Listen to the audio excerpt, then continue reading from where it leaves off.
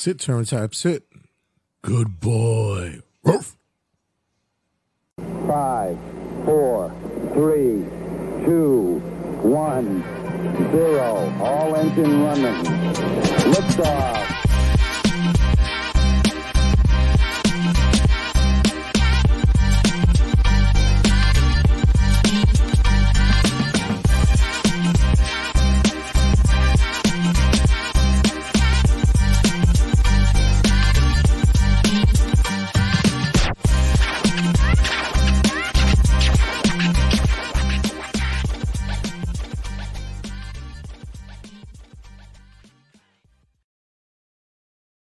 Cutting a promo this week, ladies and gentlemen. Ladies and gentlemen, want to discuss the heat that's happening in New York City? No, not yet.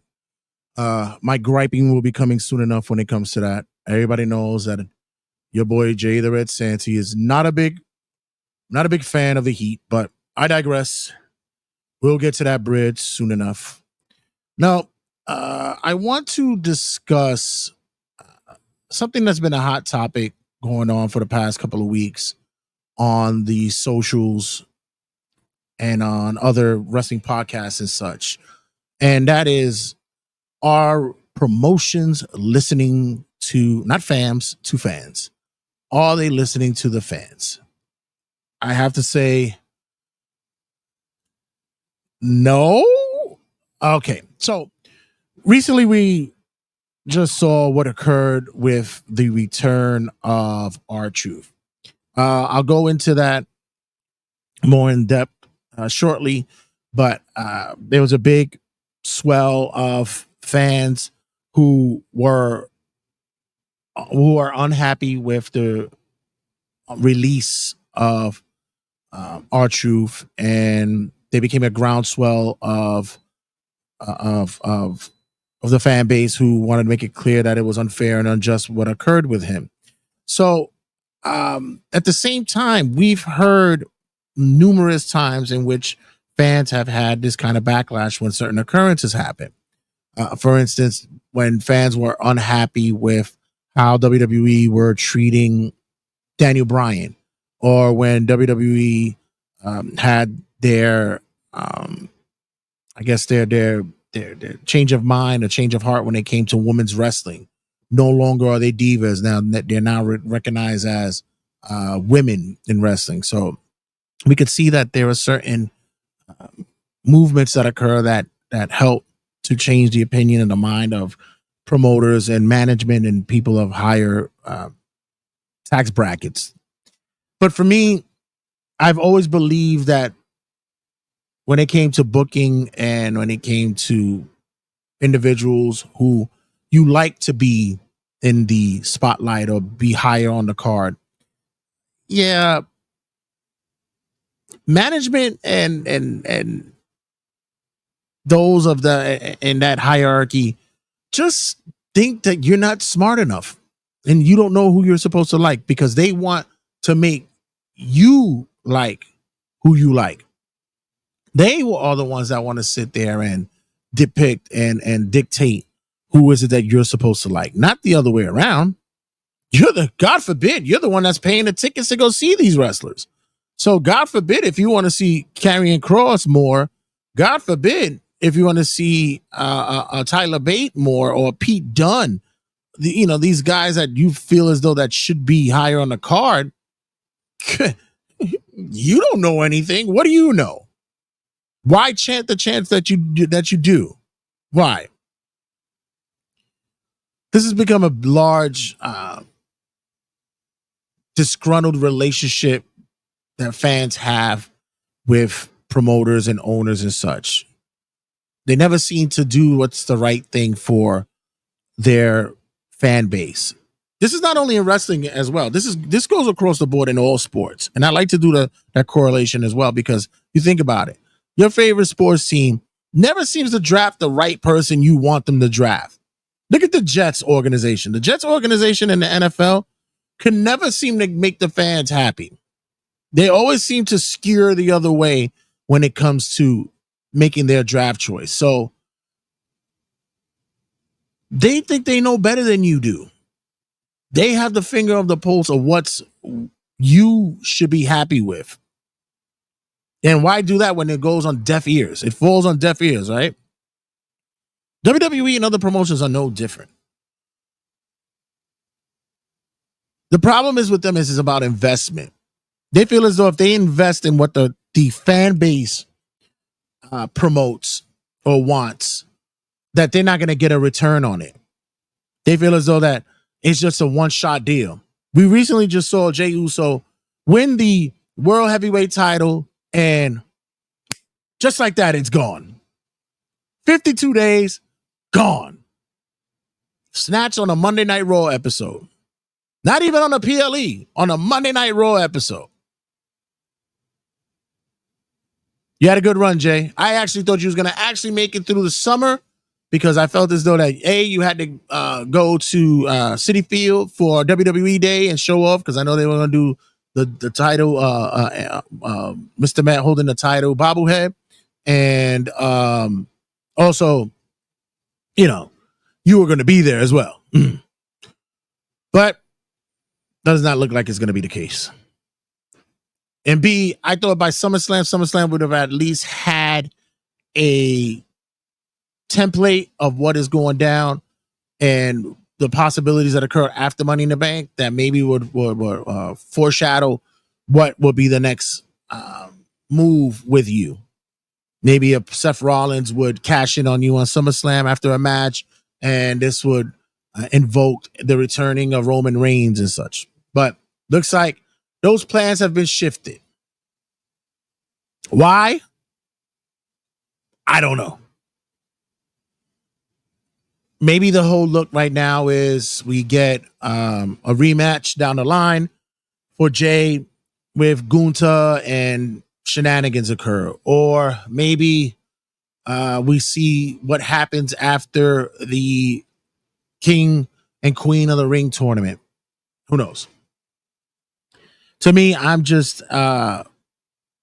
confused and perplexed as well about why certain wrestlers don't get the push that the fans want to see. Look, I always say your favorite wrestler is not going to get a title shot or a title run. It's just the nature of the business. There's so many people on the roster. Everybody gets a look. Everybody can't get a look. Everybody can't get the opportunity of holding a belt. But at the same time, if the crowd, the fan base, social media is saying, why are you not giving this guy an opportunity? Why isn't she not getting more TV time? The fans are crying out for it. They'll take over a show if they need to. Why are we not doing what we need to do? We saw it with R-Truth. R-Truth was released. So just to be clear, it wasn't released. They just informed him that his contract was not going to be renewed. So we were not sure whether or not how long that was going to be. Some had said that it was probably going to run towards the end of the month. Some had said towards the middle of July. Who knows? Or midsummer. Who knows? But at the same time, they had informed him that he was not getting renewed. So there was an outcry by the fan base that said, we want truth, we want truth. And turns out they got the truth. They got him back in another form because now he's coming back as his real self, being Ron Killings, which I'm happy with. You know, we had such a great run with R-Truth, the goofy, comical wrestler, clown. But now maybe it's time, if this is going to be his closing of his career, that we see a more older, mature, dare we say, dastardly or even menacing Truth. And I'm okay with that. Was it the outcry of the fan base that caused this shift to happen? Possibly. I can't confirm or deny it, but I can believe that there was something to it. There was something to say that they may have done him wrong. I don't think they did. I think the man had a 25 plus year career with WWE. He had almost a 30-year run in wrestling. It's unheard of. It's fantastic. You know, And I guess the fans believe that if we can give John Cena the treatment that he's getting, that he as well should get that same treatment. He should be respected enough to get that same treatment. I'm not against that, but also we got to take also in consideration he he survived a lot of releases and firings and such. He weathered the storm and still made it through. This is the one time that the fans were outraged at an occurrence of release. Besides the Drake Maverick thing, the Drake Maverick thing was funny because with Drake Maverick, it was more about his emotional outcry during on social media. But as for this, the fans it was almost like you were losing a family member. But then everybody says, well, Sarah Logan got released. Well, Carlito got released. Nobody said anything about that. And, we all know Sarah Logan will be fine. Her husband's still in the business. She's probably ready to, make more babies and such. And it's okay. It happens. And with Carlito, I already said is going to be more of a, I believe he's more of going to be a connect between WWE and the Puerto Rican landscape. But R-Truth was and is something more of a, dare I say, mascot. I hate to say that in a way, but he's kind of the representative of the WWE and such. And the fan base, they felt the way about what happened to him. I'm not really sure because now everybody's talking about, well, WWE worked you, or the WWE saying it themselves. Yeah, it was a work. No, it wasn't. It wasn't a work. What happened was that, yeah, the outcry happened, and they had to make that choice: either stand on business or bring him back, and they chose the latter. And it's discussions to say that this is his last run. So if this is going to be his last run, make it his best run, and that's fair. That's fair. Let him go out swinging. It's fair. On the flip side, we're looking at our promotion listening to fans. Well, there's on the flip side where there's sometimes where promotions do too much listening to fans, and it loses its like the sense of drama and build and leading up to climactic situations where we give you everything all in one shot, and here you go. Hey, there you go. You was hungry. Here's 6 trays of food, and you eat it, and you kind of happy you ate the 6 trays of food, but you're not really fully satisfied. You actually feel stuffed. So this is something that needs to be addressed as well, because instant gratification. Yes, you could get a dream match us done in 2 weeks if you wanted to. Get a dream matchup going, right? But where was the build for it? I want to see the drama back and forth. I want to see the hype that goes with it. Not just announced for next Sunday's match. We'll get Mr. Iguana versus Goldust. I'm not shocked that everybody's having such a love affair with Mr. Iguana. It's actually a catchy thing. And boy, is WWE going to reap the benefits of that shit. But yeah, there has to be a fair balance of what is considered a healthy dose of drama and a healthy dose of not giving everybody what they want, because not everybody's fit to lead an angle story or for that note a company. And the whole thing about wrestling is what they always tell the wrestler. You got to get yourself over. You got to get yourself over. You got to get yourself over. You got to get yourself over. And then when you're getting yourself over, they put it out like a cigarette. How fair is that? It's almost like as if you're working in an industry or a company or whatever business you are, and they always tell you, be a team player, show that you can work with others, go out there and produce, bring back revenue, and you do all that, you all get that. I'm sorry, we have to pass you up for the promotion. Well, why? Well, because this one had a better degree than you did. What? You didn't tell me to get a degree. Oh yeah, that's the criteria as well. And wrestling is like, well, we had to put this one over. What? Why? Well, this one's selling more shirts than you. You're not even putting my shirt on the freaking on the shop store. So how can I be fair? There's always going to be loopholes and some kind of, well, let's be fair, bullshit that they'll tell you. And that's just a big part of all business, all industries. But the fact is that you want to give the fans what they want because those are the ones that are buying it. And we're seeing it when it comes across the board. Did you guys not see how that show started at Money in the Bank? Oh, I get it. There was a riots that were going on in LA and such, and there was a lot of problems out there. I get it. But geez, that show started off bad. It didn't finish like a full house. It looked like it had people in it, but didn't finish like it had a full house.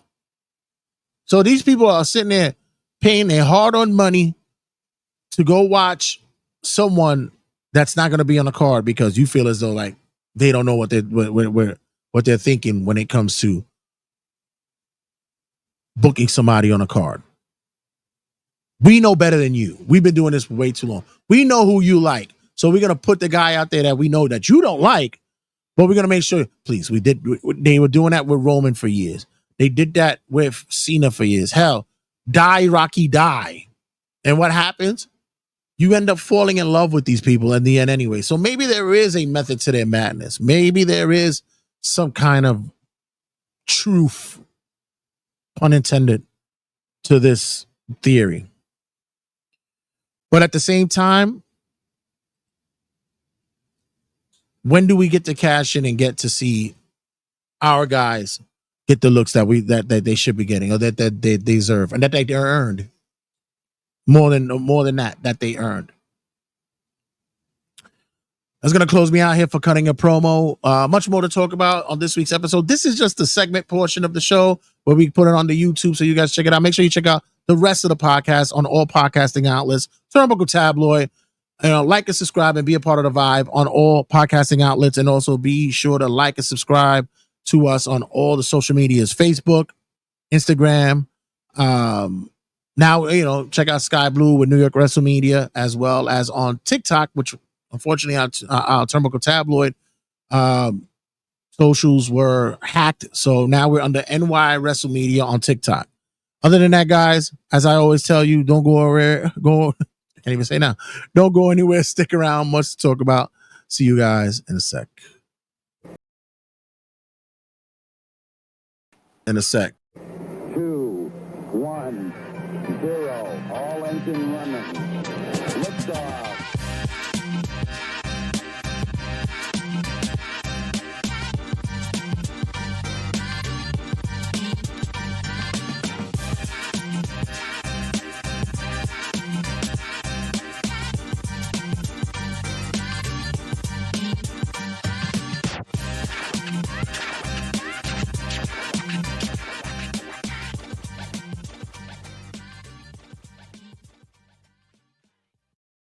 Sit, turn type, sit.